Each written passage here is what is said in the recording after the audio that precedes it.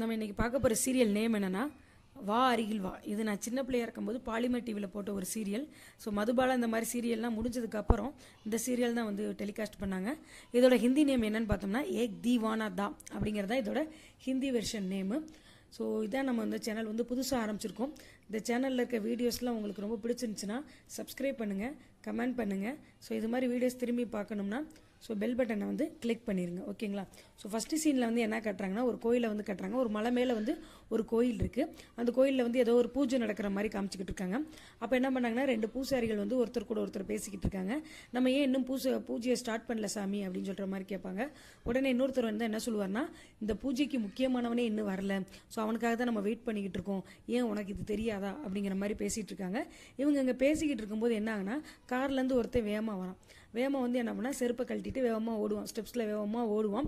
ஓடி அங்கே 2 தீச்சட்டி இருக்கும், அந்த 2 போவான். போகிற வழியில் என்ன பார்த்தீங்கன்னா, ஒரு கல் மாதிரி ஒன்று அவன் காலில் குத்திரும். 2 கால்லேருந்து ரத்தம் வரும். ஆக்சுவலாக ஒரு காலில் தான் குத்தும், ஆனால் திடீர்னு பார்த்தோம்னா அவன் 2 கால்லையுமே ரத்தம் வரும். அது எப்படின்னு தெரியல. அந்த காலில் வந்து மிச்சிட்டு 2 கால்லையுமே ரத்தம் வருது. அந்த ரத்தத்தோடு என்ன பண்ணுவான்னா ஓடிக்கிட்டே இருப்பான். ஓடிக்கிட்டே போகும்போது திடீர்னு வந்து கீழே விழுந்துருவான்.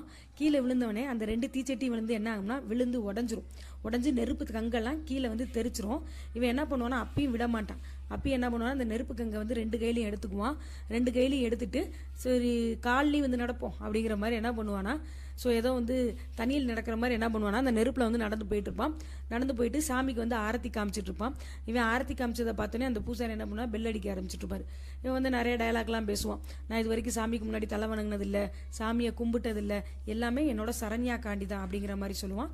சரண்யாங்கிறது யாருன்னா இவனோட லவ்வராக இருக்கும்னு நினைக்கிறேன். இந்த மாதிரிலாம் பேசிகிட்டு இருக்கும்போது திடீர்னு இவன் பேரை சொல்லி யாரோ கூப்பிடுற மாதிரி இருக்கும். உடனே என்ன பண்ணுவோன்னா திரும்பி பார்க்குற மாதிரி காட்டுவாங்க. இவ தான் ஹீரோயின் சரண்யா. வந்து சாமி கும்பிட்டுக்கிட்டு இருக்கா. இவன் வந்து என்ன பண்ணுவானா அவளை ஃபோட்டோ எடுத்துக்கிட்டு இருப்பான். உடனே அவன் என்ன சொல்லுவானா, சாமிக்கு முன்னாடி தலை வணங்கு, சாமியை கும்பிடு, சாமிக்கிட்ட உனக்கு என்ன வேணுமோ அதெல்லாம் கேளு அப்படிங்கிற மாதிரி சொல்லுவாள். இவன் என்ன பண்ணுவானா, என்னோட சாமி நீ தான், நான் உங்ககிட்ட தான் எல்லாமே கேட்கணும் அப்படிங்கிற மாதிரி அவள் காலுக்கு முன்னாடி மண்டிடுவான். இதோட இங்கே கட் பண்ணிடுவாங்க.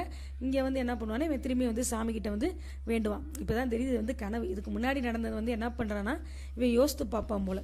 இந்த மாதிரி சாமி கும்பிட்டுக்கிட்டே இருக்கும்போது இங்கே கட் பண்ணிவிட்டு ஹாஸ்பிட்டலில் கட்டுவாங்க. ஹாஸ்பிட்டலில் வந்து என்ன பண்ணானா, இவனோட லவ்வர் ஹாஸ்பிட்டலில் இருப்பான். இவளுக்காக தான் வேண்டிகிட்டு இருப்பான் போல இருக்கு. ஒரு 2 வருஷமாக ஹாஸ்பிட்டல்லே இருப்பா போல இருக்கு. அம்மா ஸ்டேஜ்லேயே இருப்பான். கண் விழிக்காமையே இருப்பா. உடனே டாக்டர் வந்து என்ன சொல்லுவாங்கன்னா, இவனோட ஆர்கன்ஸ்லாம் ஒன்றா செத்து போகுது, இனிமேல் இவளை காப்பாற்ற முடியாது, என்ன பண்ணிடலாம்னா இவளை வந்து நம்மளை வந்து கருணக்குலை பண்ணிடலாம், அதுக்கு வந்து சைன் போடுங்க அப்படிங்கிற மாதிரி சொல்லிடுவார். உடனே டாக்டர் சொன்னோடனே அவங்க அம்மா அப்பாவும் சரிங்க அவனை வந்து என்ன பண்ணிடலாம்னா கருணக்குலை பண்ணிடலாம் அப்படின்னு சொல்லிட்டு சைன் போட்டு கொடுத்துருவாங்க. சைன் போட்டு கொடுத்தவொடனே என்ன பண்ணுவாங்கன்னா, அந்த ஃபுல் சிஸ்டத்தையும் அவளை வந்து வெண்டிலேட்டரில் தானே வச்சுருப்பாங்க. அந்த வெண்டிலேட்டரை வந்து என்ன பண்ணும், ஆக்சிஜன் வெண்டிலேட்டரை வந்து ஷட் டவுன் பண்ணலான்னு சொல்லி போவாங்க. போகும்போது திடீர்னு வந்து ஜன்னல் கதவு திறந்துடும். இங்கே வந்து என்ன பண்ணுவான்னா பூஜை பண்ணிக்கிட்டே இருப்பான். இங்கே வந்து திடீர்னு வந்து ஜன்னல் கதவு திறந்து ஒரு காற்று உள்ளே வர மாதிரி காட்டுவாங்க. அதோட இங்கே கட் பண்ணிடுவாங்க. இங்கே இவன் பூஜை பண்ணிக்கிட்டு இருப்பான்.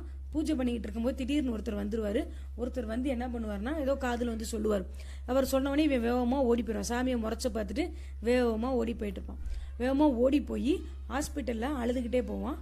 அங்கே ஒரு லேடியை வந்து என்ன பண்ணும்னா அப்படியே கண்ணில் தண்ணீரோட இவனோட ஷோல்டரை வந்து தட்டி கொடுத்துட்டு போகும்.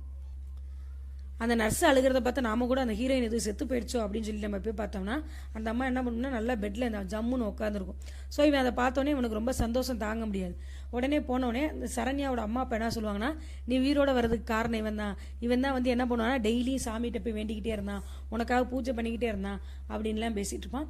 அவன் கையை பார்த்தீங்கன்னா திடீர்னு பார்த்தீங்கன்னா அதுக்கு முன்னாடி அவன் வந்து கங்கால வந்து ஆரத்தி எடுத்துகிட்டு இருப்பான். அவன் கையில் பார்த்தோம்னா அந்த கங்கு எடுத்ததுக்கான ஒரு இதே இருக்காது.